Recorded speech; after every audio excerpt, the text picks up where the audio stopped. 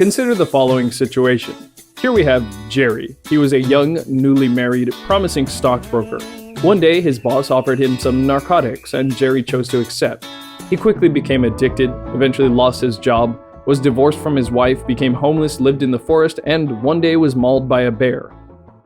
People said, well, Jerry acted of his own free will. He played with fire and he got burned. But let's go back a little bit. How much free will did Jerry really have? Addiction causes certain brain changes that make you crave the drug very strongly, and damages your prefrontal cortex, the part of the brain that allows you to inhibit impulsive behavior. However, that's not what I'm talking about. Did Jerry have the free will in that moment to make the decision not to accept his boss's nefarious gift? No, thank you though. Let's rewind the tape. Jerry just got a job as a junior stockbroker, and his boss invites him to have a drink after the 4 p.m. bell. He had a dinner date planned with his wife for her birthday, but that's not until a bit later, and he figures he'll be done by then. What he really wanted to do right after work was take a quick nap because he's a bit sleep deprived. But he doesn't want to disappoint his new boss. He ends up having a couple drinks with his boss and some other new colleagues. It's been a while, Jerry still hasn't eaten, and is getting late. Jerry's looking at the clock when he realizes his phone is seconds from dying, so he pulls up his wife's number and tries to remember the digits by repeating them in his head. While he's trying to hold on to the digits, he starts to get up to go pee, and suddenly his colleague Tom and his boss invite him to partake in inserting white powder into his nose. This makes Jerry uncomfortable, he's never done this. His boss and colleague are looking at him expectantly, and Jerry says, "No, I better not." Tom says, "Come on, Jerry, everyone here does it. We have 3 servings ready just for you." Then his boss says, "Yeah, it's how we stay ahead of the game. And this is the good stuff, so it's not dangerous. Just give it one try." Jerry looks at his boss, then at the clock, then at Tom, and he nervously says, "Okay, just a little bit." And that's how Jerry got his foot in a door he couldn't close. So, was Jerry totally in control here? Did he have the free will to just say no instead? Well, first off, when all this happened, Jerry was in the midst of trying to hold onto his wife's number in his head. Daniel Kahneman, author of Thinking Fast and Slow, says that several psychological studies have shown that people who are simultaneously challenged by a demanding cognitive task and by a temptation are more likely to yield to the temptation. He explains that if someone were asked to remember a list of 7 digits, then is offered the choice of sinful chocolate cake or virtuous fruit salad, the evidence suggests that you would be more likely to select the tempting chocolate cake when your mind is loaded with digits. The other thing is that Jerry didn't get a full night's rest. Brain scans have shown that when you are lacking sleep, the neurons firing in the prefrontal cortex begin to slow down. The prefrontal cortex is particularly important in problem solving, reasoning, decision making, and inhibiting inappropriate or immoral behavior. As Kelly McGonigal points out in The Willpower Instinct, sleep deprivation impairs how the body and brain use glucose. Unless someone is in the rarer state of ketosis, glucose is the main fuel source for the brain. McGonigal says that impairing glucose utilization is bad news for self-control. Self-control is one of the most energy-expensive tasks your brain can spend its limited fuel on. Your prefrontal cortex, that energy-hungry area of the brain, bears the brunt of this personal energy crisis. Then, Jerry hasn't eaten yet. Obviously, this means less energy available for the brain and the prefrontal cortex. There are special glucose-detecting brain cells that are constantly monitoring the availability of energy. When the brain detects a drop in the energy supply, self-control is the first expense to be cut. It's not entirely necessary for survival, and is one of the most energy-expensive tasks the brain performs. As Kelly McGonigal says, to conserve energy, the brain may become reluctant to give you the full mental resources you need to resist temptation. Not only this, research at the University of Gothenburg found that ghrelin, the hunger hormone, actually has a negative effect on both decision-making and impulse control. Next, Jerry's colleague Tom is actually from the same college as Jerry. This is significant because work by Dan Ariely shows that we are more likely to go along with immoral behavior if people like us are also doing it.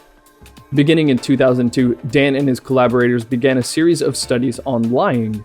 They would give people 20 math problems and ask them to find the 2 non-whole numbers that add up to 10. These are problems that anybody could solve if they had enough time, but participants are only given 5 minutes. At the end of 5 minutes, they are told to put their pencils down and count how many they completed. Then, they were to take the sheet of paper and shred it. They were asked how many problems they finished and got paid $1 for each problem. As you'd expect, participants cheated a little bit and lied, saying that they completed more problems than they really did. In one of these experiments, there is an actor who stands up within the first 30 seconds of starting and says he's finished all the problems. He goes up, gets paid for completing all the problems, and leaves the room.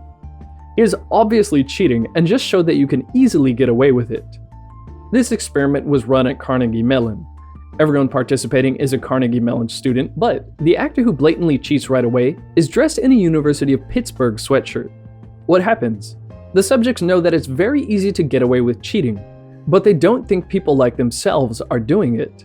When the actor appears to be a Carnegie Mellon student like everyone else, however, cheating goes up. So it wasn't really about getting caught, but it's about what's socially acceptable in their circle. The next thing is that the person offering Jerry the narcotic is an authority figure, Jerry's boss. A famous experiment known as the Milgram experiment demonstrates that people are surprisingly obedient to authority figures, even when it comes to immoral behavior. Stanley Milgram, a Yale University psychologist, began experiments on this in July 1961. One famous experiment had a subject sit in a room with a microphone and a device that the subject is told delivers painful electric shocks. These shocks were being delivered to another person in another room, who the subject was to give quiz questions to via the microphone. Whenever the other person got a question wrong, the subject was supposed to give a shock and then increase the voltage. The subject could hear that the person was in pain. But this was actually pre-recorded audio and no one was really receiving shocks. With each increase in voltage, the yells of pain from the electric punishment got more and more intense.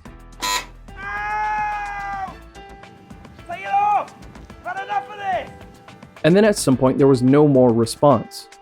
If the subject hesitated to continue delivering the shocks at any time, the leader of the experiment, who was in the room and wearing a white coat, said that there was no permanent damage and calmly asked him to please continue. Before the experiment, it was predicted that only 1% of subjects would continue administering shocks until they got to the highest voltage. While the subjects giving the shocks were clearly uncomfortable, biting their fingernails, stuttering, sweating, trembling as the experiment proceeded, the results were that 60% of the subjects went on to administer all the shocks, up to a final deadly 450-volt shock. Milgram said that relatively few people have the resources needed to resist authority. Lastly, Jerry had to pee. A study published in the journal Consciousness and Cognition by Michael Ent and Roy Baumeister found that the more people needed to pee, the less they believed in the concept of free will. This is part of a type of psychological research known as embodied cognition that shows that the states of our bodies influence how we consider the world around us. If someone had a brain tumor and they suddenly started doing impulsive things, we might say that the tumor has compromised their free will. Now, maybe someone else in Jerry's position would have said no, but could we consider the combination of all these little unnoticed factors to be compromising Jerry's free will? Then, what about unnoticed factors influencing our everyday actions? We feel that we are the conscious controllers of our moment-to-moment decisions, but what if you could dig up all the unconscious factors contributing to these decisions? Would you feel less like you had free will? Maybe one morning you say, you know what, I'm going to be spontaneous and have a peanut butter jelly sandwich for breakfast instead of my usual eggs. You might think that this exciting new choice is an expression of your free will. But what if it's just something your unconscious decided for you based on things you weren't aware of? For example, you've been hearing the name Jerry a lot, which has you thinking of jelly. When you were at the grocery store yesterday, you saw that peanut butter was on sale. And there was a Reese's Peanut Butter Cups ad playing on TV last night. Also, the gradual addition of more sweets to your diet is causing you to crave sweeter foods in general. But you're not actually aware of any of these things in the moment. You just feel like you, the master of your mind, decided to have a PBJ. So the question is, if unconscious factors are driving your decisions, would you still call that free will? If this question is interesting, stick around for my next video, as it will explore in depth whether or not we have free will and why it matters.